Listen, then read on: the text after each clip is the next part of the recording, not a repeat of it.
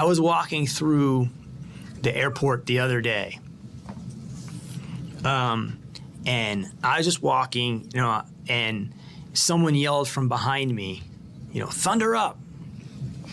And God, that made me feel good. It made me feel really good. And what it made me feel is like, God, I really want the people here to experience like another postseason. And I was at Pearl Jam the other night, and I was looking out at the crowd and how full it was and how just people were on their feet. Like, there's something about that type of energy in the city that's just awesome. And when we get there, it's going to be not because we took the path of the easiest path. It's because we did it organically. And there's going to be 17 guys that have fought their ass off to have a spot on that team. Welcome into the Thunder Basketball Universe presented by COOP Ale Works. That voice you just heard, that was the voice of Thunder General Manager and Executive Vice President Sam Presti in his preseason press conference, which, you know what that means. Season's right around the corner, training camp right around the corner, media day right around the corner. And as he laid out, he was really laying out and setting up just the tone of this season, what to look forward to, and what to keep our eyes open for. Really appreciate that from Sam. Yeah, training camp begins next week. We've got media day coming up, and Sam always does a great job. He's so thoughtful and intentional as he really tries to set the table for what the season ahead is going to be all about from an approach standpoint, from a mentality standpoint for the organization. He had about a 30-minute opening statement where he went through kind of what that mindset is for this team as they enter year 15 in Oklahoma City, and really trying to climb that second mountain. It's very rare to have such stability in terms of front office and in terms of personnel, and the fact that this organization has been through that ringer once before of building a sustainably successful team for 11 years of incredible run here in the NBA, and now with kind of a replenished and repositioned group, tons of assets, tons of young players.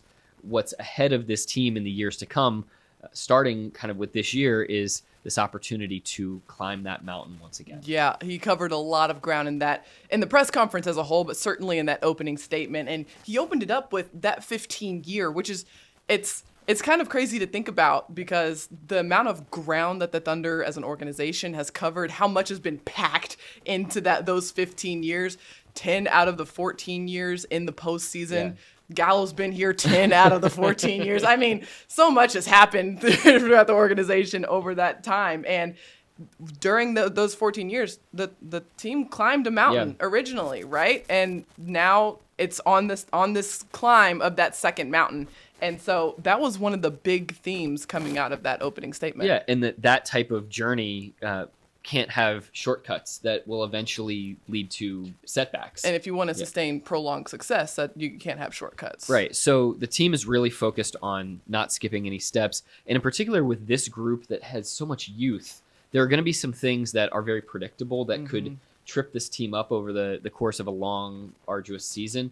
And so the Thunder is trying to be really intentional, starting with the front office and the coaching staff, of mitigating, making sure that these guys don't put their hand on the stove, so to speak, and are more focused on the process and more focused on the journey than they are with the outcomes. And I think that a lot of those things, as Sam Presti laid out, have to do with mental preparation, playing with physicality, not being focused on statistics or external narratives or anything other than that sort of internal team communication. And so those are some factors that, before you even talk about the X's and O's and kind of the strategy of what's happening on the floor, there are some baseline things that the Thunder set as that baseline last year that now are more about maintaining standards and really developing those standards of not just how you're going to play, but how you're going to be professional with this group every day. Let's talk about those standards, because that's something that the Thunder has talked about for the past 3 seasons, right? Just establishing a style of play, but beyond that, just kind of a mentality of how we approach the game, right? Being driven by the process and not the outcomes, and making sure that you're competing mentally, physically, emotionally every single night. That's kind of the baseline that you're talking about, that this group is trying to really ingrain before the X's and O's. Yeah, and some of that comes down to personnel, right? I mean, we see that this is a group, Paris, that is extremely approachable in terms of who they are in representation of the Thunder organization of Oklahoma City. Yeah. So you think about guys like Lou Dort and Kenrich Williams, who just signed on long-term with the organization. They are grinders in terms of being these underdog stories that have come out of the woodwork through their sheer work ethic. You think about people like Shai Gilgeous-Alexander and Josh Giddey. Those two guys, their worth comes directly from their work ethic. Right.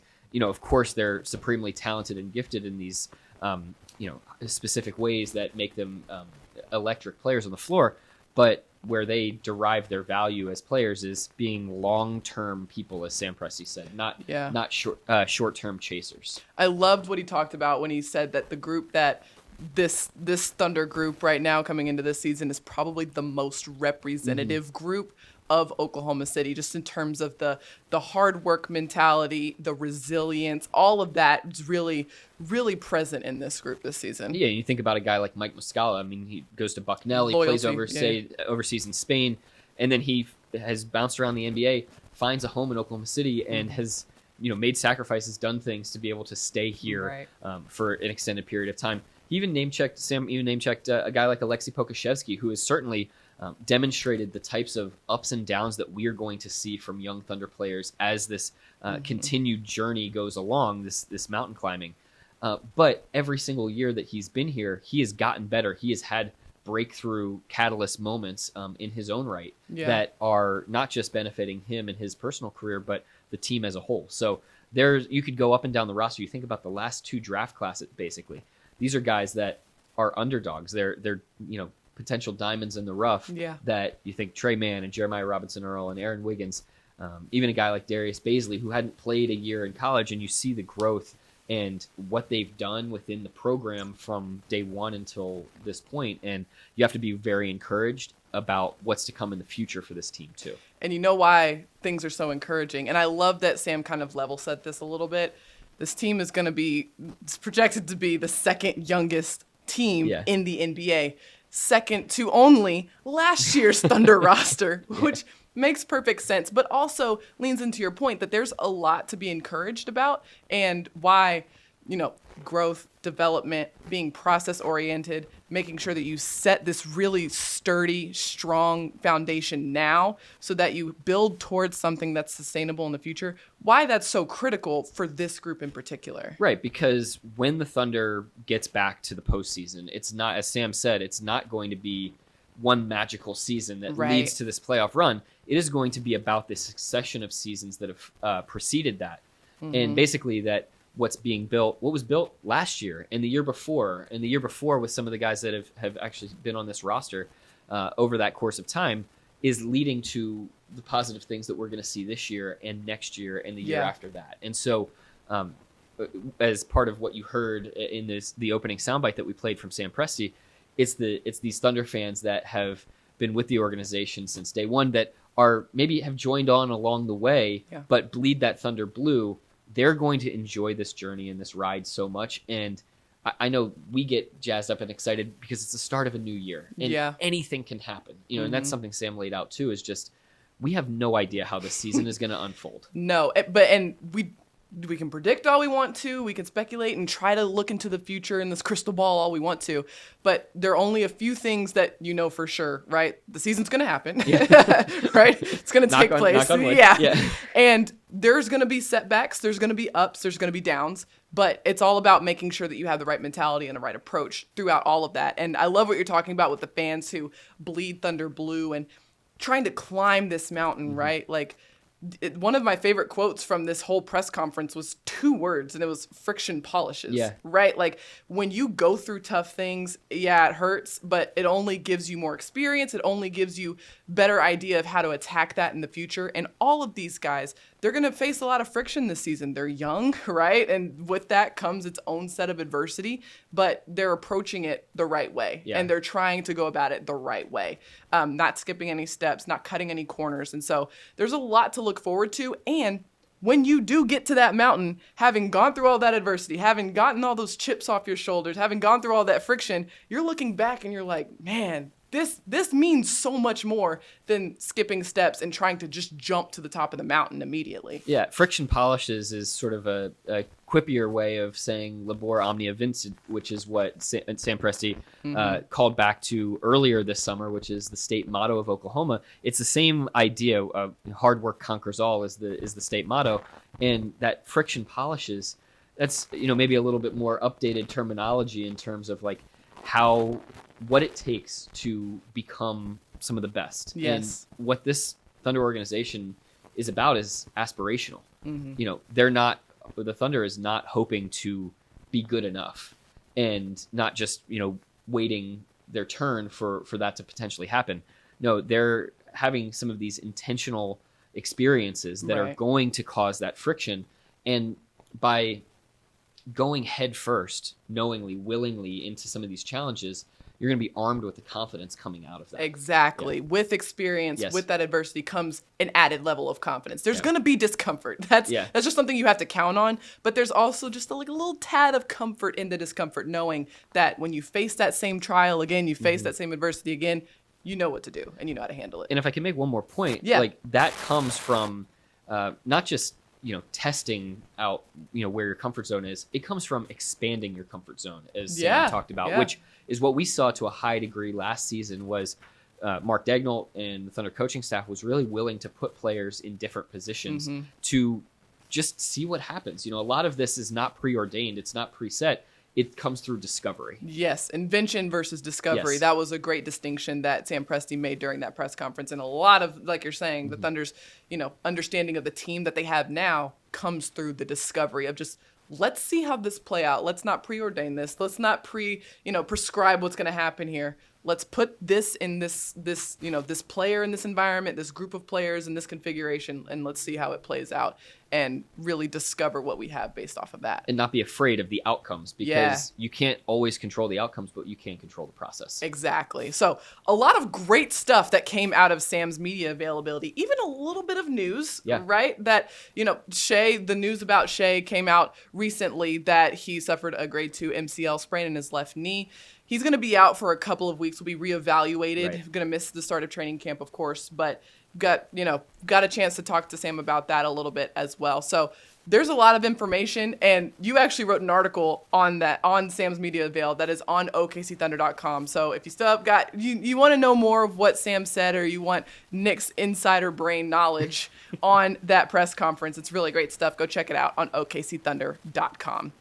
All right, that's where we were all morning today. We were up at the Thunder Ion getting a chance to speak with Sam Presti. But really, Nick, you and I have been all over Oklahoma City recently, just trying to keep up with the players. Yeah, we've been outside these offices, outside of our little studio here. We've been bouncing around all over the place. Some incredible community events that these Thunder players have been engaged in. And Paris, you really did an amazing job capturing the moment and the moments that were happening at this Love's gas station that we went to recently, where 4 Thunder players showed up.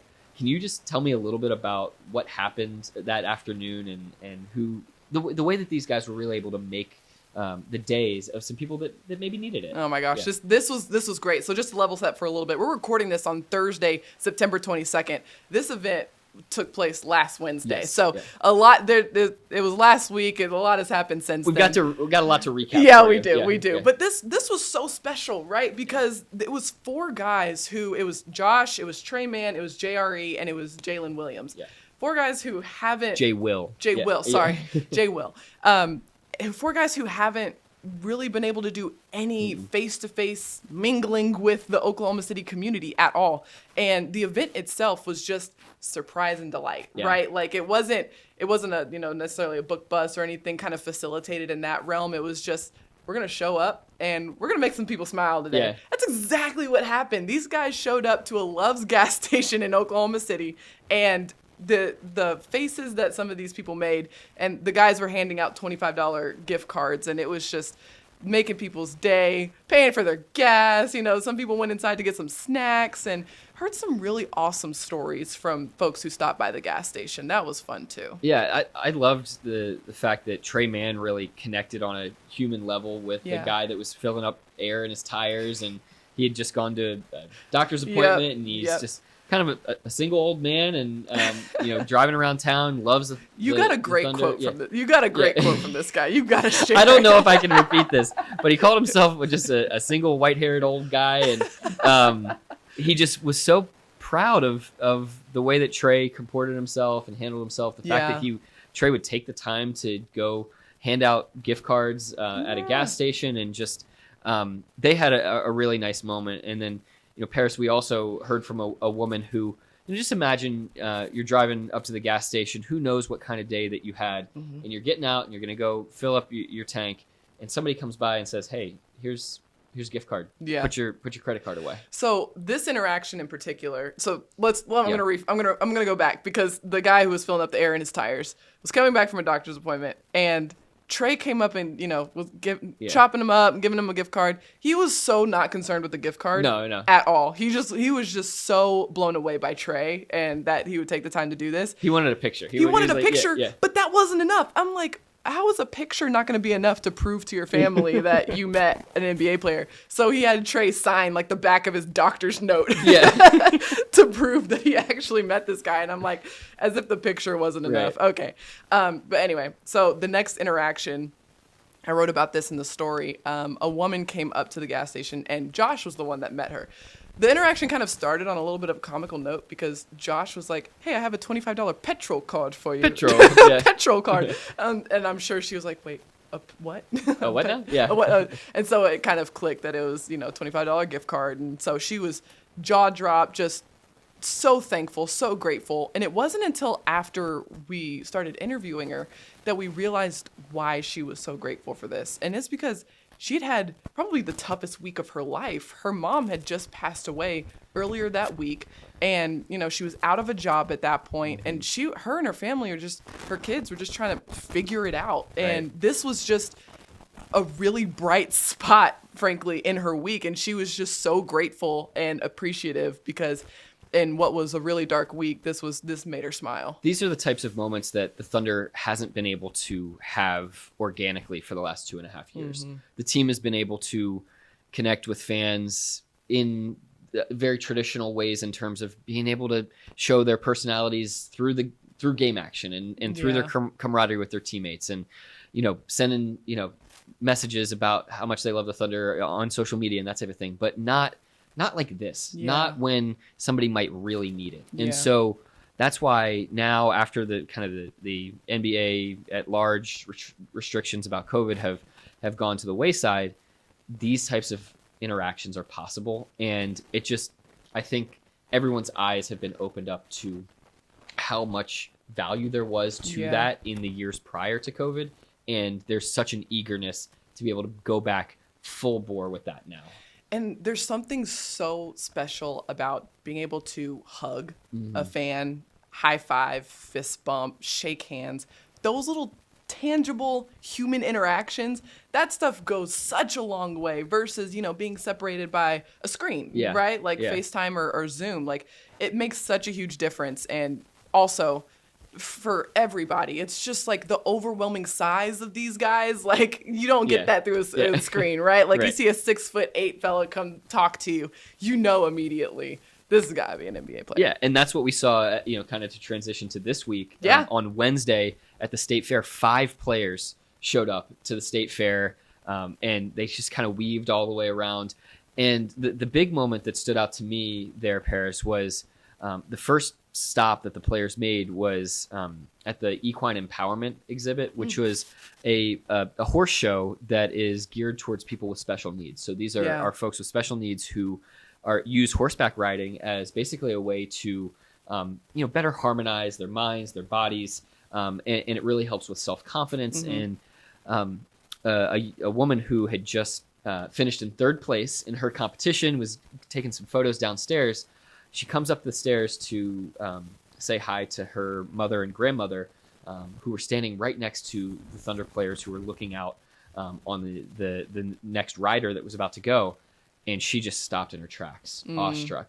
And the guys that were there were Alexei Pokushevsky, J-Dub, Jalen Williams, Eugene Omarui, the Thunder's new two-way guard, Vit Krejci, and then rookie Ousmane Dieng. Nice. And this woman just could not believe that there were Thunder players there at her event at the state fair.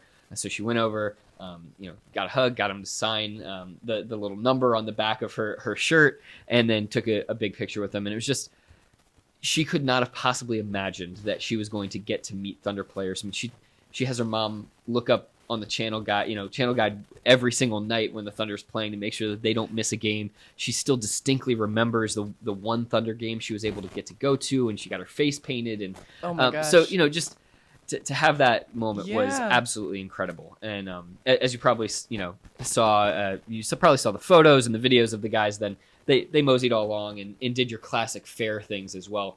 Played the hot shot game where they tried to make the basketball on that oval rim, and tried to do some of the other carnival games. And I think some of the guys maybe tried alligator too. I was gonna ask because I wasn't there for this event, so I only saw what I saw on social media, and I was like, did he really just try some fried alligator? I believe, Is that what that was? There was some sort of unidentifiable meat on a stick. It was Poku and J-Dub who were the adventurous ones. And I gotta commend Poku, because at first he wasn't going to. Yeah. And J-Dub was like, well, is anybody else going to do it with me? And Poku immediately was like, I'll do it. What a good teammate, Poku. Having your guys back. There you go. I'm telling you, that's really impressive. Also, I mean, you really haven't experienced Oklahoma until you go to a state fair. Yeah. That was one of the first things that I did when I moved to Oklahoma in 2019. I was like, I gotta go to the state fair. The funny thing, J-Dub took his friends who had flown in from his hometown in Arizona. He took them to the fair last weekend. So oh my goodness, that was his second trip out. He got a second serving of the fair. That's amazing. Yeah. Did they any fried Oreos? Any? No. Good. Nothing fried. Okay. That was commendable, I guess, with a few days before training camp beginning. They were trying to stay a little leaner. There you go. Make good decisions there. Yeah. That's awesome. So, as you can tell, the Thunder is out and about in the community. That was something that Sam Presti mentioned in his end-of-season press conference at the end of last season about how we are really looking forward to just getting back out face-to-face. And boy, I mean, they're sticking to their word. Yeah. That's exactly what's happening. Even more is going to be happening tomorrow. The Thunder is dedicating their 30th court in the state of Oklahoma tomorrow at Scissortail Park. And this lower Scissortail Park is just newly renovated, brand new, and it is going to be a special day. Yeah, Paris, I mean, it's unbelievable how much downtown has transformed in the decade that I've been here. The idea that a park that is this pristine and beautiful could be sitting here directly across from Paycom Center would have been unfathomable to me when I first moved here. And so I think it's so fitting that the Thunder is putting in a couple courts there on that south side of Scissortail Park, because it's a true planting of the flag moment of, hey, downtown and the Thunder and this revitalization that's happened down here are completely synonymous. And everybody's been a part of, back to that 15-year journey that Sam Presti talked about. We have all been, whether you've come to Thunder games or not, if you're a member of the Oklahoma City community, you have been a part of this Thunder journey that has impacted everybody here in this city. And everybody's played a part. I mean, you don't have a team that sustained success for as long as the Thunder has, for as long as they did, without a lot of help from everybody, even outside of the organization, community-wise, civic leaders, everybody. Takes a lot of people. Yeah, for sure. And so I think the organization obviously very excited to dedicate those courts. And there may be a couple players out there too, so be sure to stay tuned. I would definitely keep my eyes locked on OKCThunder.com and at OKC Thunder on all social channels. And if you're watching us on YouTube right now, you see us keep looking to the left over here. It's because right outside of our podcast studio window is Scissortail Park. It's right there. We're looking at the amphitheater. Trying to see if I could get a glimpse of actually a little bit of that Thunder blue out there as we speak right now. Scissortail Park is huge, by the way. I haven't walked the whole thing, but I remember driving by it one day and I was just awestruck by how big it is. Well, I didn't realize. It was so cool. After Fan Fest that the Thunder had at Paycom Center a couple weeks ago, you got to see my kitties there, which was fun. But as that event was ending, it was amazing because there was this great place right across the street where all these fans who had just left the building were able to just kind of stream to and just flow nicely into the next part of their day. And you can see as this downtown area continues to grow. I mean, you've got the Omni next door and all this stuff. There's going to be so much more of this. Well, let's come right over to Paycom Center. Let's go over to Things are are really flowing nicely down here. It's wonderful. Yeah, it's awesome. And I hear it's not just one court. Two courts. It's two. Two courts. You know, a lot of hoops up there. You can play some horse over there. One of these we lunch got to breaks. get Michael Cage over there too. Oh, Michael Cage, you know it. Yeah. This whole church league. Let's just bring them all out there. That's what the people really want to see. All right, so let's give you what's on tap for the Thunder. Things are happening. Heating up. I mean, I had my first pumpkin spice latte of the season. So maybe cooling down, but in a good way. Sweater weather. It's coming. It's here. So that means that Media Day is right around the corner. In fact, it is Monday, September 26th. And so you know what that means. Season 4 of the Thunder Basketball Universe podcast will be premiering on Monday with a live stream of Media Day. This, if you haven't seen a Media Day, you're gonna want to tune into this one. It is so much fun. We get a chance to talk to all the guys, Coach Dagnall, and you really just kind of get a behind-the-scenes look of what's happening throughout Media Day. Also, a first look and listen to these guys and what they've been doing in the offseason. Yeah, it's always so much fun. But you and I, we get to be up there with Chris Fisher, Michael Cage. Yeah. Royce Young is gonna pop in and join us as well. Be sure to tune into that. As you said, this episode right here, the one you're watching, this is the end. We're gonna have to say bye-bye to season 3 of the Thunder Basketball Universe because season 4 starts on Monday, and we're gonna get to talk to all of, I think, 20 players, around 20 players-ish that are on the roster. And guys are going to just be streaming in and out. Yeah. They'll probably, come up and put their arm around each other's shoulders, maybe give each other bunny ears, that type of thing, just to mess with them. And we're going to get to find out everything that they did in the off season, what they're really looking forward to about this year. And, sometimes guys get into a little bit of the X's and O's. They talk about how their games have grown and gotten better over the last, few months. And you also just get a chance to know these guys on a personal level a little bit better, especially some of the young rookies who we're just still getting a chance to meet. My favorite thing is just seeing the guys for the first time, since the offseason. Sometimes you will notice a significant difference from where you saw them at the end of last season to where they are now, just physically. Bays and Teo last year, I think. So clearly, these guys when they're in their rookie and second and third and fourth years, so much about them can change. And that's why, going back to what we talked about at the beginning, Sam Presti talked about there is such a wide margin for the outcomes of what this season could be for this Thunder team because there's so much untapped and so much unknown that the ceiling and the floor could be anywhere. So throw out all of your predictions, he said, and just let the burn season, your assumptions. Right, let the season unfold and be along for the ride and enjoy it. And that ride starts on Monday. That starts on Monday. You're not going to want to miss it. 11 a.m. Be sure to tune in. OKCThunder.com. Catch that stream, and you'll get everything you need to know. Get geared up for the season. Get excited with us. We're pumped, as you can tell. All right, so we're going to take a quick commercial break here, but don't go anywhere because coming out of this break, we have a really awesome interview with a new face here in the Thunder organization. That is going to be Natasha Stamper. She is Vice President of Diversity, Equity, and Inclusion. She is phenomenal, and we wanted to bring her on the podcast so that you could get to know her a little more too. So stay tuned after this break. COOP Ale Works is the proud sponsor of Thunder Basketball Universe. Brewers of the fan favorites F5 IPA and 99-calorie Ice Chest IPA. You'll find those and many more COOP beers at retailers across Oklahoma. Learn more at CoopAleWorks.com. We are now here back in the podcast studio with a very special guest, and it's a new face here in the Thunder Basketball Universe, and it is our one and only Natasha Stamper, the Vice President of DE&I here for the Thunder. And Natasha, welcome, first of all, to the Thunder, to the organization. We're so happy you're here. And I think it's great that we're bringing you on the podcast so you can, explain your role, explain what you do, and also who you are. So we appreciate you coming on the podcast. Awesome. Thank you very much for having me. I'm super excited to be here. Yeah, just welcome to OKC too. I'm sure this has been a big transition for you, and we're really looking forward to learning more about your backstory, and our viewers are too. Yeah, let's start a little bit with your role. This is a brand new role within the organization. So talk about that role and just kind of the responsibilities that you see this role having. So part of the role and the responsibilities here with the Thunder, they've already started a inclusion and diversity council, right? And so with that, they're really just helping try to diversify our organization, but also make sure that everyone feels included. That's most important. A lot of folks will talk about DEI or D&I, but I love the I&D Council because if everyone feels included to begin with, you'll help diversify the workforce.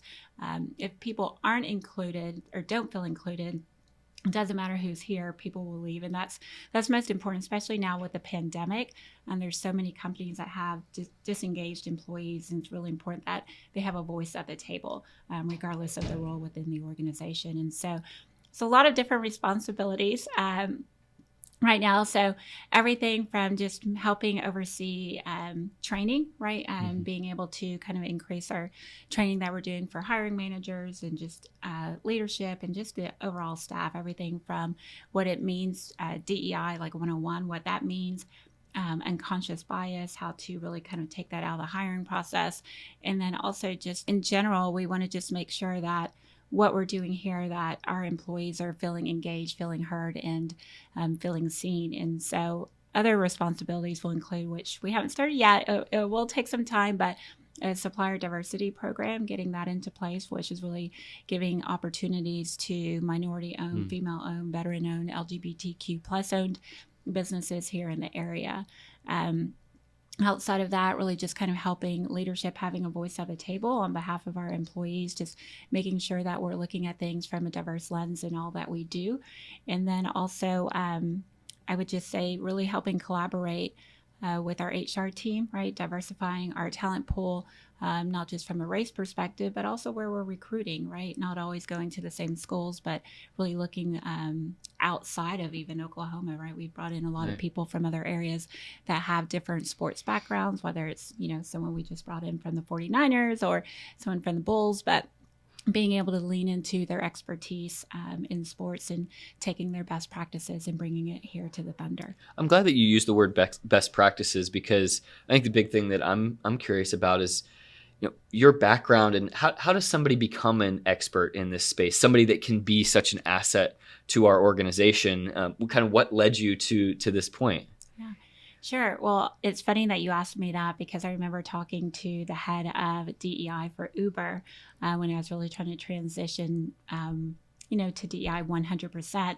And he even shared with me and just said, there's not really one path to get here. It's still kind of a new space, although you've had companies like Southwest Airlines or AT&T who've been in this space for a long time and understand the importance. Unfortunately, a lot of companies, it took George Floyd's murder for a lot of companies to realize the inequities that exist and being able to make a difference there. So really, I would say, my personal background, I think it, probably just started with my parents. My parents are both immigrants to America from the Caribbean. And, from day one, they always just showed us to be accepting of people. My dad worked for American Airlines, so we traveled a lot, went to different countries. We always had to try different foods. We always, as a kid, I remember spending weekends at different people's homes that were from different countries. So our circle growing up never looked just like us. It was very diverse. And I thought that was pretty common for most families until I realized, no, it's not. But, I think that seed was planted early on. And then as I grew up, I played sports, and then even going to college, studied marketing. And then, when I graduated from Texas A&M, said, hey, I really want to do something in the sports marketing space. And so I worked in sports. I worked for a company called Street Ball Partners, who used to put on the NBA Hoop It Up, the 3-on-3 grassroots tournaments, and also did things like managing the Final Four NCAA Hoop City, which was like the fan fest for Final Four every year. And then so worked in sports for about 4.5 years there, then transitioned, did a lot of multicultural marketing and did a lot of events like the Orange Classic, or the Florida Classic down in the Orange Bowl, and then also did Bayou Classic in New Orleans every year with Southern University and Grambling University football games, and then transitioned into doing partnerships and sponsorship negotiations, whether it was in the multicultural space or sports in general. And then when I went to the marketing arm and worked on the AT&T account, I started off in multicultural marketing, so doing mainly Asian American marketing, but also then kind of switched over Asian American and African American, and switched over and really worked on the business operations. And on that side, I started getting into doing training, coming up with new hire onboarding, being asked to be part of our diversity recruiting committee just because I was bringing in so much diverse talent that was going on and doing awesome within our agency.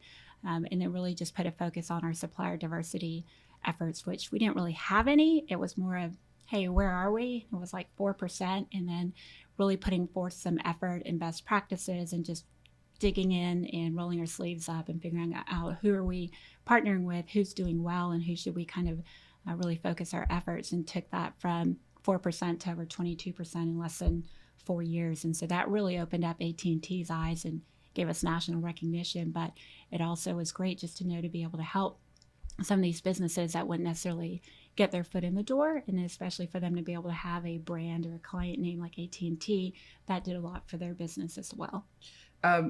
I was part of just the early stages of you coming to the Thunder and the interview you made process. Quite an impression on me from day one when I met you, Paris. She tends to do that. You made a very strong impression on me as well. And one thing that stood out during that process was the very small connection you actually had with Oklahoma basketball before the Thunder even came to Oklahoma. I skipped over that. Yeah. Can you talk about that? Yeah, don't bury the lead here. We need to hear about so interesting. this. Yeah. And as a reporter who reports on obviously Thunder basketball, I was like, how did I not know about this? Yeah, so actually that was 2007. I was recruited from Otis Birdsong, who's like a former NBA All-Star player.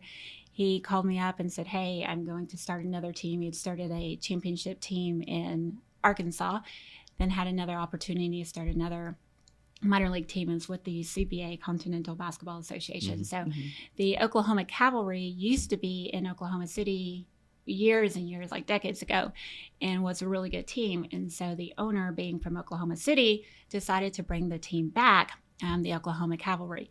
So I came to play with that team. I was the vice president of sales and marketing, where I had to go out in the community, build relationships with people, really sell a team, sell a dream, because we didn't have one player, we didn't have one dancer, we didn't have a mascot yet. But what I will say is, it was easier than making the move and transition because it was just me.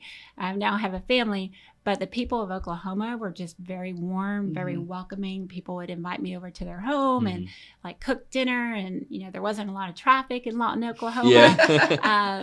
But it was just, the people were just really nice and down to earth and very genuine, and I really remember that. And so when I got the call about this opportunity, I took that into consideration, and then also knowing it's not that far from Dallas. If I need to go home and see our family or friends, we can easily make that on a weekend trip. A full circle moment. Yeah, truly. That's awesome. And just awesome to see that come to fruition and to be able to kind of reconnect back here in OKC. You had mentioned earlier, maybe digging in a little bit more to kind of a zoom out on diversity, equity, and inclusion. Could you sort of explain, what that means exactly? Because those are, in some sense, buzzwords, but there's depth to it. Sure. So diversity, equity, and inclusion is really, there are three different words that are often used together, right? So DEI, that's what I'll call it for short. But diversity is about the diversity of the people, right? And oftentimes people focus on race, right? But there's so much more. It's about the differences in gender, the differences in sexual orientation, the differences in religion, the differences in your work experience, and just all the things that come into play in that intersection of things, right? So, Alex is here in the room, and although you all from a physical perspective may have a lot of similar things, there's a lot of things that are different about you all, right? And how you may look at things and how I look at things are completely different. And even with Paris and myself, right? How we'll look at things will be different because of the intersection of all those different things I talked about, how they may be slightly different and we see things differently. And so that diversity piece is really important to understand, that it's not just about race. The equity piece is about meeting people where they are, right? So there's this image that I love, maybe I can send it to you all to share, but there's this image about three people trying to look over a fence to see a soccer match, right? And there's a tall man, there's a woman, like a young child, a girl, and then a woman who's in a wheelchair, right? And they give each of them a block to be able to stand on and be able to see over the fence. And that doesn't help the woman who's in the wheelchair. The little girl is seeing over the fence, but she's just barely seeing over it. And the male is like, a whole head and shoulders above the fence. So in a way, when you think about it with life, he's still like head and shoulders that much further than the other two women that are in the picture.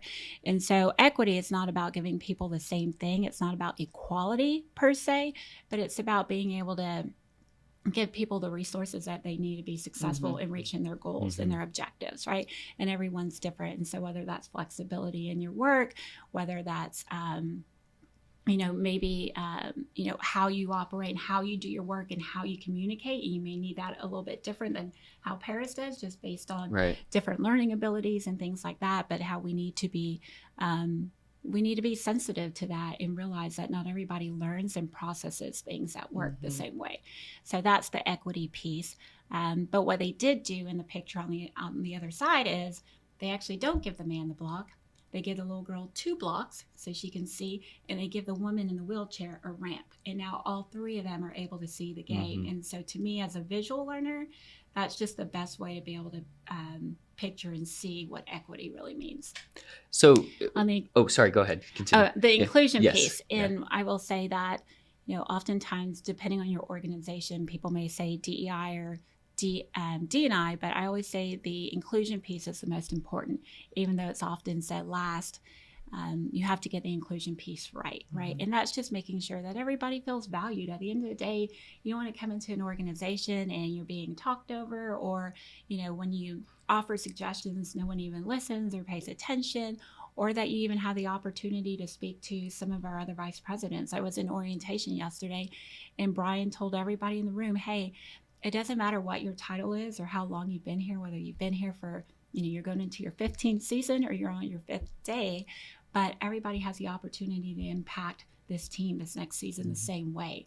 And he also said, if you have any ideas, if you want to come and talk to him or any of the VPs, feel free to, come in and do that. And I made sure I share that with the team as well, that have an open door policy. So if there's anything that you want to share, if you want to suggest something, if you've gone through anything, or you just have suggestions of best practices from the organization where you worked before that you think could be really helpful, to come in and share that.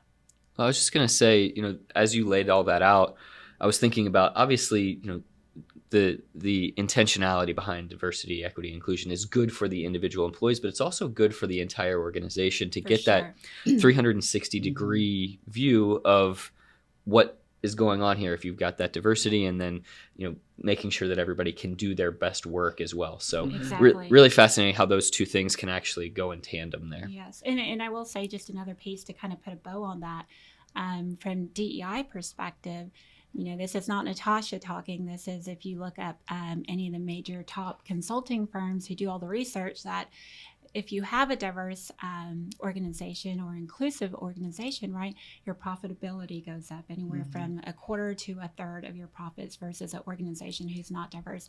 How collaboration increases more than 30%, how innovation increases more than 40%. So if you have a diverse organization who can look at things differently and be able to adjust and pivot quicker to really be able to meet the audience's needs, your profits at the end of the day increase as well, and your business longevity increases. So any business owner, they understand that, right? Like, you understand why it's important that DEI is part of your everyday business practices. Yeah, absolutely. It hits every mark. And Natasha, you've been here for about a month now. Are we going on a month? Yes, I just completed a month. So I think this is my 5th week, maybe. Okay. So when I first started with the Thunder, the first thing, and you'd already mentioned it, just the people, like, everybody's very warm, very welcoming. I'm curious what your initial impressions have been so far since walking through the doors here at the Thunder. So I did a post. I waited till after my first week. I put out there on LinkedIn, and there was just so many comments and feedback. I had to just step away, and I need to come back to that. But I will just say it was just so heartwarming. I walked in, it was a beautiful place, and all these gifts and these handwritten notes, and just people welcoming me. Some people give me hugs that I'd met during my initial interviews. And so I just really love that. And especially, I really thought, hey, working from home, I love that. But you don't get the same thing. You come in office and get to be able to have lunch with people and put faces with names and sit in meetings that, after that meeting, you can actually connect with the person as opposed to everyone hanging up on the Zoom call. Don't get me wrong, being able to wake up a little bit later and stuff was great, not having to commute. But there's just so many great things about being able to come in, especially when it's an organization where people take a lot of pride in the work that they do and they're happy to be here and they understand that, hey, there's lots of other people who would love to be here in their place. It's really a privilege to be able to be part of the Thunder organization. So I'm super excited about it. And I also tell folks too, again, earlier I mentioned the first time I moved to Oklahoma, it was just me, but now I have a family. Yeah. So it wasn't just about the work piece of it, which I felt really strong just from all my interviews, but it was also about where's my daughter going to school? How's my husband going to adjust? What's it going to be like in our neighborhood? Our neighbors have been fantastic and welcoming and brought gifts over, and my daughter loves her school, and her teacher, Miss Lopez, has been amazing. So it's everything. I think not just the Thunder, I think that represents Oklahoma in general. So it's been great all around. That's the Oklahoma standard. And one thing I also want to point out, you were also in one of our Thunder Voices videos so we have this series on OKCThunder.com. It's an incredible series called Thunder Voices, and we recently put one together for Hispanic Heritage Month, and Natasha, fresh into the organization, was great in that video. Can you just talk about what you talked about in that video and what it meant to you to be a part of that? Sure. So first of all, I just want to say our team here is so talented. The everything from the photography to the videography and just the storytellers, the creative people who were able to take 7 different people who don't necessarily work directly together or, are friends outside of work, right? Not everyone knows everyone 100%, but to be able to take 7 different people and just weave their stories together into such a great piece of, I'm going to say, art, right, into the video. And so I just spoke a little bit about my role, what diversity, equity, and inclusion, what I'm doing here with the Thunder. But a lot of people don't know I have Cuban heritage. So most people have 4 grandparents, right? I only knew 1 growing up because all my other grandparents passed away. And so it was my Cuban grandmother who, unfortunately for many years, we could never go to Cuba, but I've had the opportunity to go back, and I've learned so many stories about her because she passed away shortly after I graduated from college. And I remember, when she went through Alzheimer's, how she went back to her Spanish language, just as a child. Although I always spoke English to her, she went back to Spanish, and I couldn't necessarily communicate because I only know certain phrases and a little bit here and there. And it was just a different time growing up that it wasn't always an asset to be able to speak Spanish. So my dad didn't teach me, although he was bilingual. So it's just really near and dear to me, and the people of Cuba are so warm and welcoming to Americans, and happy that, we come over and visit. But yeah, I just told my story about, Hispanic Heritage Month. It's about recognizing, honoring, and celebrating people of Hispanic background and what they've been able to do for our country here. And so it's so important. So I would just challenge anyone who's listening to the podcast today, if you're going out to eat, to consider going to a Hispanic-owned restaurant, not necessarily a chain, but a real Hispanic-owned restaurant, and being able to give back to the community. And Oklahoma City is flush with those types of places. We have a very rich, vibrant, and extremely valuable Hispanic community here in OKC. So definitely lots of options for you out there. And if you haven't seen the Thunder Voices piece on OKCThunder.com, be sure to go check it out. Kudos again to our videographer team who put that all together. Incredible stuff, super powerful. And Natasha, we want to thank you so much for being a part of that video, but also being a part of our podcast today and allowing us to get to know you a little better. Thank you. Thanks for having me today. Super excited. You guys do amazing work here. Keep up the good work, and really looking forward to the season ahead. Thanks, Thank Natasha. you so much. That's all for today's podcast. Be sure to like, rate, and subscribe wherever you get your podcasts. Thank you so much to our producer. And until next time, Thunder up, and catch you later.